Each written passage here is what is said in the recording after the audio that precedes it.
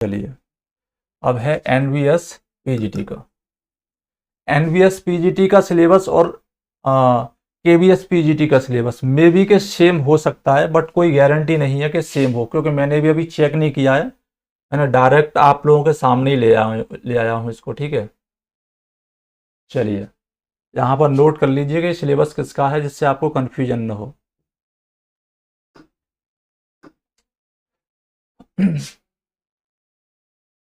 NVS PGT, ठीक है ना, एनवीएस पीजीटी। तो सेक्शन ए में रीडिंग कॉम्प्रीहेंशन है, ability to comprehend, analyze and interpret unseen text, 3-4 unseen reading passage में बी सेट, ठीक है ना। शॉर्ट में लिख दिया, बात वही है जो बाकी के 3 सिलेबस में हमने देखी थी। सेक्शन बी में राइटिंग एबिलिटी इसमें भी है, और कोई दिक्कत नहीं है, सेम है, ठीक है ना, कोई दिक्कत नहीं है, सेम है। बस लिखने का तरीका बदल दिया, यहाँ पे अलग तरीके से उसको लिख के दे दिया, बाकी सारी चीज़ें सेम है। Ability to express views, opinions in a coherent and logical manner. 1 out of 2 tasks such as factual description of any event or incident, a report or a process. ये आपके पूछे जाएंगे।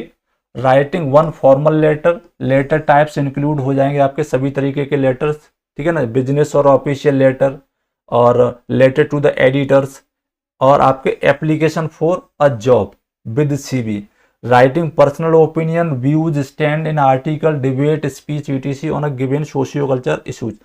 और जो सोशियो कल्चर इशू है वो यहाँ पर दे दिए हैं, पिछले वाले सिलेबस में भी दिए थे। तो मतलब ये कैसा है, ये आपका सेम सिलेबस है, इसमें कोई डिफरेंस आपको नजर नहीं आ रहा है। इसके बाद में ग्रामर तो सबका ही सेम रहेगा, कोई दिक्कत नहीं है, तो ग्रामर के बारे में ज़्यादा सोचिएगा मत, ठीक है ना। ग्रामर पूरी दे रखी है, मतलब दिख रही है ये कम है, लेकिन अगर आप इनके शब्दों पर जाएं तो आपका पूरा ग्रामर है ये। चेक कर लीजिए कैसे।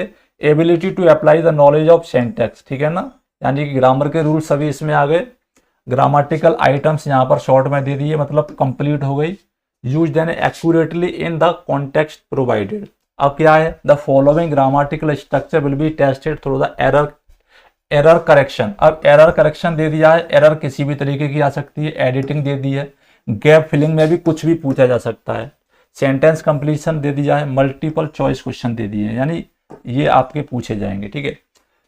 अब इसमें डिटरमाइनर है, टेंस है, क्लॉज। मैंने क्या कहा था अभी पिछले वाले सिलेबस में, मैंने डिस्कस कराया था कि क्लॉज अगर आ जाए तो ये समझ लीजिए कि इंग्लिश ग्रामर का एक बहुत बड़ा पोर्शन आपके सिलेबस में ऐड कर दिया है। क्लॉज आ गया मतलब सेंटेंस टाइप आ गए, क्लॉज आ गया मतलब ट्रांसफॉर्मेशन आ गया, ठीक है ना, और क्लॉज आ गया तो आपका एडवर्ब, नाउन, प्रोनाउन, एडजेक्टिव, ये सारी चीजें आपकी आ गई।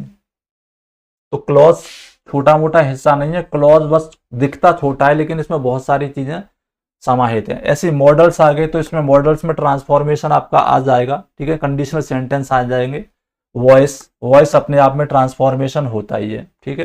तो ये सारी चीजें आपकी किस में है, ग्रामर में है, मतलब पूरा ग्रामर आपका आने वाला है। लिटरेचर वाले सेक्शन में देख लीजिए, लिटरेचर वाला सेक्शन भी सेम है। हमने अभी टीजीटी वाला सिलेबस डिस्कस किया था, लगभग बिल्कुल सेम है। शेक्सपियर्स वर्क हैं, रोमांटिक पीरियड में शैली, वर्ड्सवर्थ, कीट्स, कॉलरिज हैं। पिछले वाले में हमने पढ़ा था तो क्या था, उसमें एक बैरन और इंक्लूड था, ठीक है ना, लॉर्ड बैरन और शामिल था। 19 and 20 century American and English literature में Robert Frost, Ernest Hemingway, Walt Whitman, Hawthorne, Emily Dickinson, Bernard Shaw, Arthur Miller, ETC. ये भी आपका सेम है, कोई दिक्कत नहीं है। Modern Indian writing in English में आपके Anita Desai, Vikram Seth, Nissim Ezekiel, Keki Daruwalla, Ruskin Bond, R K Narayan, Mulk Raj Anand. और मॉडर्न राइटिंग में Latin America, Africa, Australia, South Asia. तो जो 4 राइटर हमने पिछले बारे में डिस्कस करे हैं, उनमें से आप चिन्हू अचीवी को एक बार कवर कर लीजिए, एक क्वेश्चन मिलने वाला हो वहां से मिल जाए।